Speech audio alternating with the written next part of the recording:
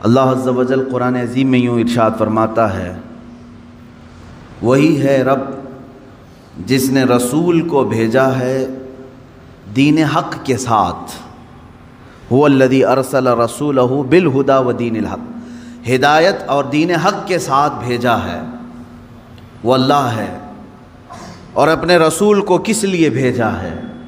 لِیُظْہِرَهُ عَلَى الدِّینِ كُلِّهِ، رب تعالیٰ فرماتا ہے تاکہ یہ رسول کا لایا ہوا دین دنیا میں سب سے زیادہ غالب آ جائے، ہر دین پر یہ غالب آ جائے، وَلَوْ كَرِهَ الْمُشْرِكُونَ، اگرچہ مشرک اس کو ناپسند کریں۔ مطلب یہ ہے رسول مختار صلی اللہ تعالیٰ علیہ وسلم جو دین متین لے کر دنیا میں تشریف لائے، یعنی دین اسلام، قرآن کا چیلنج ہے کہ یہ پوری دنیا میں غالب آ کر رہے گا، غالب آ کر رہے گا، اور قرآن کی کوئی بات جھوٹ ہو نہیں سکتی۔ اسلام غالب آئے گا پوری کائنات پر۔ سب سے بہتر، سب سے برتر جو دین کہلائے گا دنیا میں وہ اسلام ہوگا، کیونکہ یہی دین حق ہے جس کے متعلق قرآن پاک نے ارشاد فرمایا۔ اب یہ کب غالب آئے گا، کیسے غالب آئے گا؟ رسول پاک صلی اللہ تعالیٰ علیہ وسلم تشریف لائے تھے تو صرف مکہ والوں میں یہ دین کا پرچار کرنا مقصد نہیں تھا، بلکہ یہ دین عالمی ہے، آفاقی مذہب ہے، ہر کونے کونے تک پہنچانا یہ مقصد رہا ہے۔ اسی لیے رسول پاک صلی اللہ تعالیٰ علیہ وسلم نے مدینہ طیبہ ہجرت فرمانے کے بعد کچھ خاص صحابہ کو سفیر بنایا اور خط لکھے بادشاہوں کے نام، کسریٰ کے نام پر، شاہ مقوقس کے نام پر، روم کے بادشاہ کے نام پر یہ خطوط لکھے گئے، اور صحابہ لے کر پہنچے بھی، اور ان کے درباروں میں بادشاہوں کو ڈائریکٹ انہوں نے اسلام کی دعوت دی۔ کون؟ صحابہ اکرام نے، اور کہا اسلم تسلم، اسلام لاؤ امن پا جاؤ گے۔ چھوٹی گلیوں میں نہیں، صحابہ نے براہ راست کس کو کس پہ تبلیغ کیا؟ بادشاہوں پر۔ اور ان میں کچھ بادشاہ دائرہ اسلام میں آ بھی گئے، اور کچھ ظلم و زیادتی بھی کیے صحابہ کے ساتھ۔ حضور صلی اللہ تعالیٰ علیہ وسلم کے ایک قاصد صحابی کو ایک بادشاہ نے قتل کر دیا، یہ پیغام لانے کی بنیاد پر، اور ایک بادشاہ کسریٰ نے حضور اکرم صلی اللہ علیہ وسلم کا خط پھاڑ کر پھینک دیا، جو اسلام کی دعوت میرے آقا صلی اللہ علیہ وسلم نے اس تک پہنچائی تھی۔ لیکن ہوا کیا؟ جب واپس خبر آئی مدینہ طیبہ، رسول اکرم صلی اللہ علیہ وسلم کو جب یہ خبر دی گئی تو میرے آقا نے فرمایا، دیکھنا عنقریب جس طرح اس نے میرے خط کو پھاڑا، اللہ اس کی سلطنت کو ٹکڑے کر دے گا۔ چند سال نہیں گزرے تھے، کسریٰ کے محل میں بغاوت شروع ہو گئی۔ کس نے بغاوت کی؟ خود اس کے گھر والوں نے، اس کے بیٹوں نے، یہاں تک کہ بادشاہ کو قتل کر دیا گیا، بادشاہ کو قتل کر دیا اس کے اپنوں نے۔ اور اس کی سلطنت، جو کسریٰ سپر پاور تھا اس وقت کا امریکہ تھا، اس کے اتنے ٹکڑے ہو گئے کہ 14 صدیاں گزر گئی، آج تک دوبارہ کوئی کسریٰ آیا نہیں۔ وہ سپر پاور کبھی دوبارہ دنیا میں آ نہیں سکا۔ عزیزان گرامی وقار، رسول پاک صلی اللہ تعالیٰ علیہ وسلم نے پورے دنیا میں اسلام کی تبلیغ کے لیے صحابہ کو بھیجا، حتیٰ کہ ہم ہندوستان میں ہیں، یہاں سے لے کر عرب شریف جو ہے مکہ یا مدینہ طیبہ 4000 کلومیٹر سے لمبا فاصلہ ہے۔ آج تو پلین اڑ کر کے گھنٹوں میں ادھر سے ادھر ہو جائے گی۔ اس وقت میرے آقا صلی اللہ تعالیٰ علیہ وسلم کی حیات طیبہ میں ہی سن 8 ہجری میں ہی چند صحابہ کی جماعت ہندوستان بھی آئی، اور اسلام کی دعوت یہاں پر انہوں نے پیش کیا۔ یہ کیرلا کی سرزمین سے اسلام کی دعوت شروع ہوئی، اور دیکھتے ہی دیکھتے پورے ہند میں بھی پھیلی۔ چند سالوں کے بعد محمد بن قاسم آئے، ان کے ذریعے سے اسلام کی دعوت اور پھیلی۔ ان کے بعد اور تابعین آئے، پھر سرکار غریب نواز تشریف لائے، اور ان کے ذریعے سے اسلام کی تبلیغ میں کافی اشاعت ہوئی۔ میں یہ کہنا چاہتا ہوں کہ اللہ تبارک و تعالیٰ نے جو فرمایا لِيُظْهِرَهُ عَلَى الدِّينِ كُلِّهِ، یہ رسول کو جو دین دے کر بھیجا ہے اللہ اسی لیے بھیجا ہے کہ پوری دنیا کے دینوں پر یہ غالب آ جائے، سارے مذہب پر، سارے مذاہب پر اسلام غالب آئے گا، اگرچہ کافر اور مشرک اس کو ناپسند کریں گے۔ میرے عزیزو، وہ وقت اب تک نہیں آیا جو قرآن نے وعدہ کیا ہے کہ یہ دین غالب آ کر رہے گا، اب تک نہیں آیا۔ غالب کا مطلب یہ ہوگا کہ پوری دنیا میں صرف یہی چلے گا اور کچھ نہیں چلے گا۔ غالب کا معنی یہ میں یہاں مراد لے رہا ہوں۔ اس طرح سے 1400 سال میں کبھی نہیں ہو سکا۔ سیدنا ابو بکر صدیق رضی اللہ تعالیٰ عنہ کے زمانے میں خلافت کی وسعت ہوئی، یمن تک پہنچ گیا۔ حضرت عمر فاروق رضی اللہ تعالیٰ عنہ کے زمانے میں اور وسعت ہوئی، شام، ایران، عراق، مصر، یہ سب دائرہ اسلام میں آئے۔ حضرت عثمان غنی رضی اللہ تعالیٰ عنہ کے زمانے میں اسلام کی سرحدیں اور پھیلیں، یہاں تک کہ آذربائیجان تک پہنچ گئے۔ مولا علی کرم اللہ وجہہ الکریم کے زمانے میں اور وسعتیں ہوئی، ہند تک اسلام پھیل چکا تھا۔ اب اسی طرح بعد کے جو ملوک آئے، یعنی اموی جو خلافت تھی، اس میں جتنے بادشاہ آئے انہوں نے بھی اسلام کی وسعتوں کو پھیلایا، لیکن پورے کے پوری دنیا پر اسلام کو غالب کرنے کے لیے کوئی بادشاہ نہیں آیا۔ تقریباً عباسی خلافت جو ہے 550 سال کے قریب چلی، ان کے بعد خلافت عثمانیہ جو ترکی کی ہے، ان کی بھی حکومت تقریباً 600 کے آس پاس چلی، 650 سال تک۔ اب اندازہ کریں ترکی کی خلافت عثمانیہ کی بھی سرحدیں تقریباً 3 انٹرکانٹیننٹل تک پہنچتی تھی، بر اعظم۔ افریقہ بھی اس میں شامل تھا، ایشیا کے بہت سارے ممالک شامل تھے، یورپ کے بھی کئی ممالک اس میں شامل تھے ترکی کی خلافت عثمانیہ کے انڈر میں۔ پھر بھی غالب جس کو کہتے ہیں وہ نہیں تھا، بہت سارے ممالک اسلام میں نہیں تھے۔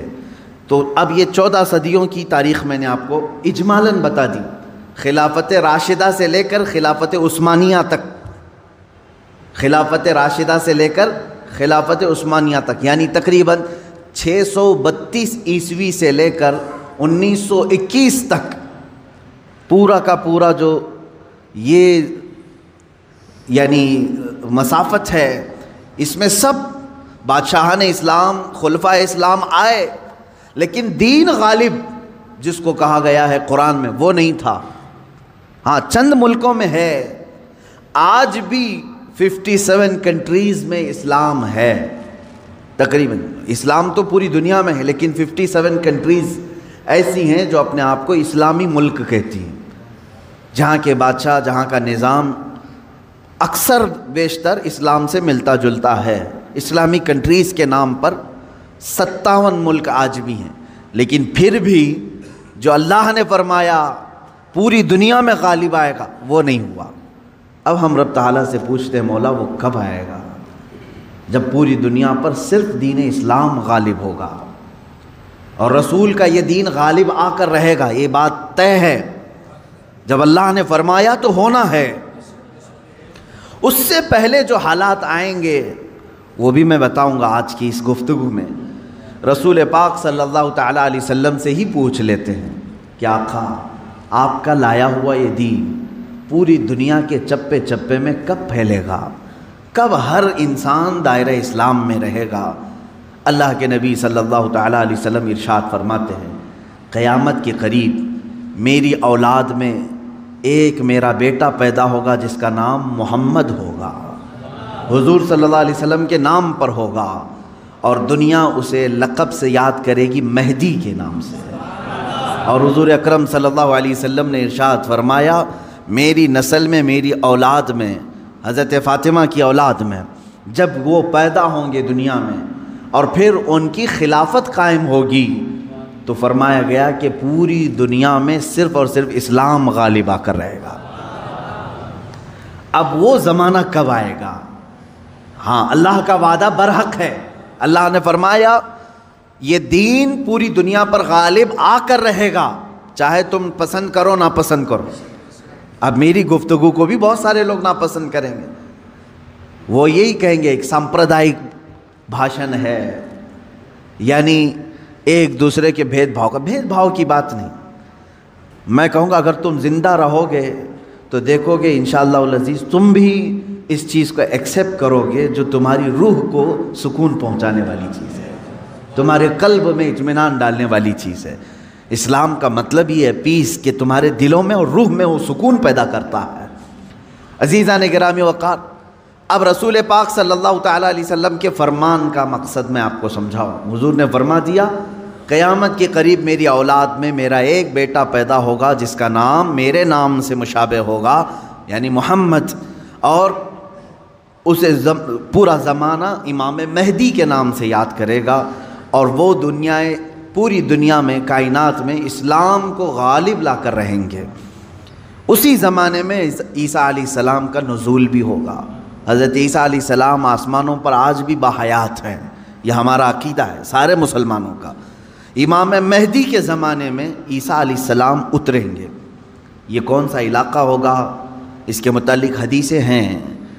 حضرت امام مہدی کا جو ظہور ہے یہ کب پیدا ہوں گے یہ نہیں معلوم، ظاہر ہوں گے، یہ پیدا ہو چکے ہوں گے، آج بھی ہو سکتا ہے، ممکن ہے، پاسبل ہے. جب ان کی عمر پاک 30-40 سال کے آس پاس ہوگی اور یہ مکہ مکرمہ میں خانہ کعبہ کے طواف کے دوران ایک لشکر آئے گا جو خانہ کعبہ کو ڈھانے کی کوشش کرے گا، حملہ کرے گا، اور حضرت امام مہدی دعا کریں گے. آپ کی دعا کی بدولت اللہ تعالیٰ اس آئے ہوئے لشکر کو زمین میں دھنسا دے گا. لوگ اسی دن پہچان لیں گے اور ان کے ہاتھ پر خانہ کعبہ کے سامنے بیعت کریں گے. اب یہاں سے امام مہدی کا ظہور ہوگا، لیکن اتنا آسان نہیں ہے کہ سب مہدی مہدی کرتے ہوئے ان کے پیچھے چل پڑیں گے، بلکہ ان کے جانی دشمن بن جائیں گے وہاں کچھ لوگ جو ان کو قتل کرنے کی یا ہلاک کرنے کی کوشش کریں گے. امام مہدی اپنے متبعین کو لے کر ملک شام کی طرف چلے جائیں گے. اب ملک شام وہ ہے جس زمین کو میرے آقا صلی اللہ تعالیٰ علیہ وسلم نے ارشاد فرمایا یہ حشر کی زمین ہے، یہ حشر کی زمین ہے، سارے لوگ ہانکتے ہوئے ادھر ہی لے جائے جائیں گے. آج شام سے سب بھاگ رہے ہیں، بمباری ہو رہی ہے، لیکن میرے آقا نے فرمایا ایک زمانہ ایسا آئے گا کہ سب ہجرت کر کے ملک شام کی طرف جا رہے ہوں گے، سب جمع ہو رہے ہوں گے، ملک شام جمع ہو رہے ہوں گے، اور وہاں امام مہدی پہنچیں گے اور وہاں آپ کی خلافت قائم ہوگی، اور عدل و انصاف اس قدر ہوگا کہ پھر وہ زمانہ آئے گا کہ شیر اور بکری ایک ساتھ چر رہے ہوں گے، کوئی ایک دوسرے پر حملہ نہیں کرے گا، اتنا امن قائم ہوگا. یہ رسول پاک صلی اللہ علیہ وسلم کی احادیث میں ہے. اب امام مہدی کی امامت کے دوران وہ فجر کا وقت ہوگا جب حضرت عیسیٰ علیہ السلام آسمان سے اتریں گے اور جماعت کھڑی ہونے والی ہوگی، قائم ہونے والی ہوگی. حضرت عیسیٰ علیہ السلام ایسے اتریں گے جیسے ان کے جسم پر نہائے ہوئے قطرے ٹپک رہے ہوں. آپ کو حضرت امام مہدی پہچانیں گے اور آپ کو لا کر کے مصلی کی طرف بڑھائیں گے.